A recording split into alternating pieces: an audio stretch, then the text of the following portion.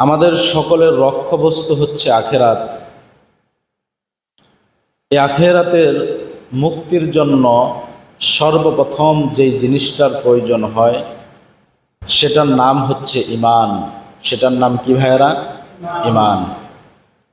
আল্লাহ তাআলা যদি তৌফিক দান করেন, আমরা ধারাবাহিকভাবে সর্বপ্রথম আমরা ঈমান নিয়ে আলোচনা করব, তারপরে ইসলাম নিয়ে আলোচনা করব, তারপরে তাওহীদ নিয়ে আলোচনা করব।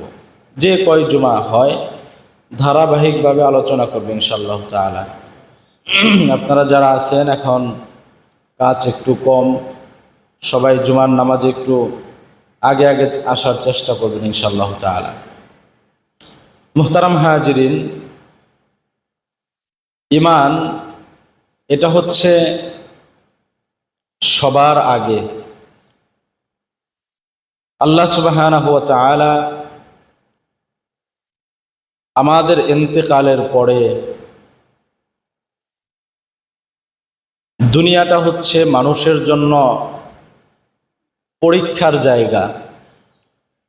আমাদের ইন্তেকালের পরে আমরা যারা ঈমান নিয়ে কবরে যাব, আল্লাহ সুবহানাহু ওয়া তাআলা তাদের জন্য চিরসুখের জান্নাত রেখে দিয়েছেন। তবে শর্ত হচ্ছে ঈমান নিয়ে কবরে যেতে হবে। যদি আমি আপনি জান্নাতে যেতে চাই, তাহলে কি নিয়ে কবরে যেতে হবে? ঈমান নিয়ে। যারা ঈমান আনে তাদেরকে মুমিন বলা হয়। আমরা সকলেই মুমিন। মুহতারাম হাজিরিন, আমরা যারা আছি অধিকাংশ মানুষই ঈমান সম্পর্কে বেখবর। ঈমান কি জিনিস এটা যদি জিজ্ঞাসা করা হয়, আমাদের অধিকাংশ লোকই আমরা বলতে পারবো না যে ঈমান কি জিনিস। অথচ এই ঈমানের সাথেই জান্নাতের সম্পর্ক। জান্নাতের সম্পর্ক কিসের সাথে ভাইয়ারা? ঈমানের সাথে। ঈমান নিয়ে যদি কেউ মৃত্যুবরণ করে জান্নাতে যাবে, আর যদি ঈমান ছাড়া মৃত্যুবরণ করে তাহলে কোথায় যাবে? জাহান্নামে যাবে। ঈমানের সম্পর্ক জান্নাত আর জাহান্নামের সাথে। ঈমান থাকলে জান্নাতি, আর ঈমান না থাকলে জাহান্নামী। মোট কথা, সোজা কথা। এখন বলবেন যে হুজুর, আমরা তো অনেক ভালো কাজ করি। ভালো কাজ করার জন্য শর্ত হচ্ছে ঈমান। ঈমান ছাড়া ভালো কাজের কোনো দাম নাই, কোনো দাম নাই। আপনি যদি ঈমানদার না হন, নামাজ, রোজা, হজ, যাকাত, সাদাকা যাই করেন না কেন, এই কোনো কিছুরই আল্লাহ তাআলার দরবারে কোনো দাম নাই। এটা এখন আমরা কোথায় পেলাম? এটাকে আমি বললাম? আল্লাহ তাআলা বলছেন সূরাতুল মাইদা 5 নম্বর আয়াতের শেষের দিকে আল্লাহ তাআলা বলেন, ওয়ামাই ইয়াকফুর বিল ঈমান ফাকাদ হাবিতা আমালুহু ওয়া হুয়া ফিল আখিরাতি মিনাল খাসিরিন। আল্লাহ তাআলা বলেন, ওয়ামাই ইয়াকফুর বিল ঈমান, যারা ঈমানকে অস্বীকার করেছে, অর্থাৎ ঈমান আনয়ন করে নাই, ফাকাদ হাবিতা আমালুহু, ওই ব্যক্তি দুনিয়ার জীবনে যত ভালো কাজই করুক না কেন, তার সমস্ত ভালো কাজগুলোকে আল্লাহ নষ্ট করে দিবেন। নাউজুবিল্লাহ। খুব খেয়াল করে শুনতে হবে।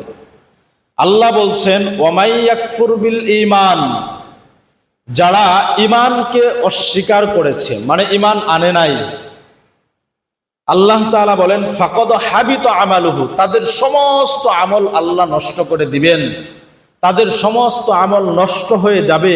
ওয়া হুয়া ফিল আখিরাতি মিনাল খাসিরিন, আর তারা আখিরাতে যারা ক্ষতিগ্রস্ত হবে, যারা জাহান্নামী হবে, যারা জাহান্নামের কষ্ট ভোগ করবে, তারা তাদের অন্তর্ভুক্ত হবে। নাউজুবিল্লাহ।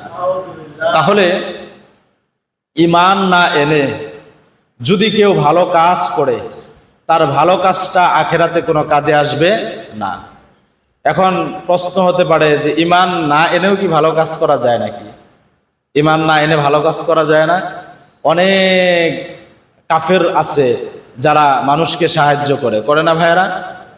হিন্দুরা মানুষকে সাহায্য করে না, যারা কাফের মুশরিক আছে, এই যে সাহায্য করতেছে, এটা যদি একজন ইমানদার করে তাহলে তার জন্য আখেরাতে তার জন্য সওয়াব রয়েছে। যদি কোনো বেঈমান করে, কোনো কাফের করে, এর জন্য তার কোনো সওয়াব নাই। আমরা রোজা রাখি, যারা কাফের আছে, হিন্দু সম্প্রদায় আছে, তারা উপোস করে, আপনারা শুনছেন কখনো? উপোস করে, তারাও না খেয়ে থাকে। আমাদের না খেয়ে থাকার ব্যাপারে রাসূল সাল্লাল্লাহু আলাইহি সাল্লাম বলেছেন, এই রোজা তোমার কিয়ামতের ময়দানে জাহান্নামের জন্য ডাল স্বরূপ হবে। রোজা তোমাকে ডেকে ডেকে রাইয়ান নামক গেট দ্বারা তোমাকে জান্নাতের ভিতরে প্রবেশ করাই দিবে। সুবহানাল্লাহ। আর এই কাফের মুশরিক যারা রয়েছে, এরা যদি সারা জীবনও না খেয়ে থাকে, এদের কোনো সওয়াব হবে না। রাসূল সাল্লাল্লাহু আলাইহি সাল্লাম যারা ঈমান এনেছে, এদের নামাজের ব্যাপারে অনেক ফজিলত বলা হয়েছে। যদি নামাজ পড়া হয়, দুনিয়ার ভিতরে তাদের রিজিকের অভাবগুলোকে দূর করে দেওয়া হবে, আখিরাতে বিনা হিসাবে তাদেরকে জান্নাত দেওয়া হবে। একজন মুশরিক যে ঈমান আনে নাই, এই যারা ঈমান আনে নাই, ঈমান কিন্তু এটা মুখের কথা না। আর একজন মুমিন, একজন মুসলমানের ঘরে জন্মগ্রহণ করলেই কিন্তু মুমিন হওয়া যায় না। খুব খেয়াল করে শুনতে হবে।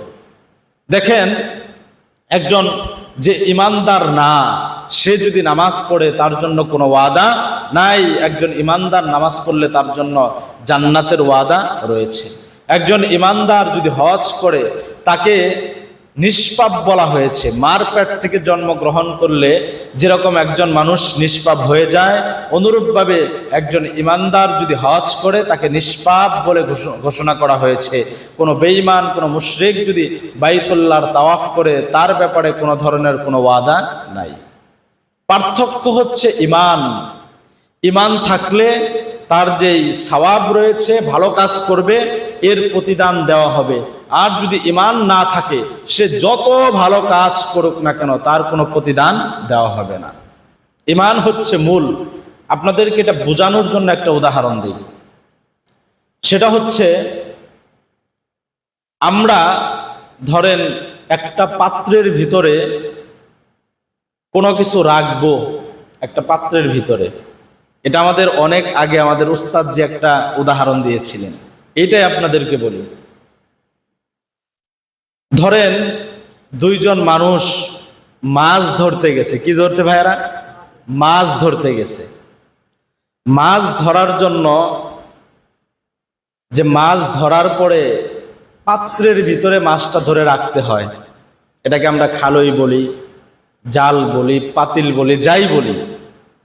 তো এর ভিতরে মাছটা ধরে রাখবে। সে মাছ নিয়ে এসে বাজারে বিক্রি করে তার জীবন চালাবে। একজন মানুষ পাত্র নিয়েছে, যার পাত্রটা ভালো। আরেকজন মানুষ পাত্র নিয়েছে, যার পাত্রের নিচে যেটাকে আমরা তলা বলি, সেটা হচ্ছে নষ্ট, ভাঙা। যার পাত্রটা ভালো, ওই ব্যক্তি অল্প কিছু মাছ ধরেছে। আর যার পাত্র নষ্ট ছিল, সে অনেক মাছ ধরেছে, পাত্রে রেখেছে। এখন আপনারা বুঝে থাকলে বলেন, দিন শেষে যার পাত্র ভাঙা, সে যদিও মাছ বেশি ধরেছে, তার পাত্রে কি মাছ থাকবে? কথা বলেন, থাকবে? আর যে অল্প ধরেছে, তার পাত্র ভালো ছিল, দিন শেষে সে যে কয়টা ধরেছে, ওই কয়টাই তার কাছে থাকবে। ঈমানের বিষয়টা হচ্ছে এমন, একজন মুমিন সে যদি অল্প আমল করে, এর প্রতিদান তাকে দেওয়া হবে। আর একজন কাফের, একজন মুশরিক, সে যদি যত আমল করুক না কেন, তার এই আমলটা হচ্ছে পাত্রবিহীন মাছ রাখার মতো। তার আমলটা রাখার মতো কোনো জায়গা নাই, এর প্রতিদান আল্লাহ তাআলা তাকে দিবেন না। এই জন্য ঈমানের দাম হচ্ছে সবচাইতে বেশি। ঈমানের সাথে আল্লাহ সুবহানাহু ওয়া তাআলা জান্নাতের ওয়াদা করেছেন, আর যাদের ঈমান নাই তাদের জন্য জাহান্নামের ওয়াদা রয়েছে। এখন আপনারা বুঝে থাকলে বলেন, ঈমানের দাম কম না বেশি? সবাই বলেন, কম না বেশি? কত বেশি? আমার আপনার জান্নাতে যাওয়া যত বেশি মূল্যায়ন, যত বেশি দাম। আপনি আমি যদি জান্নাতে যেতে চাই, তাহলে ঈমান লাগবেই।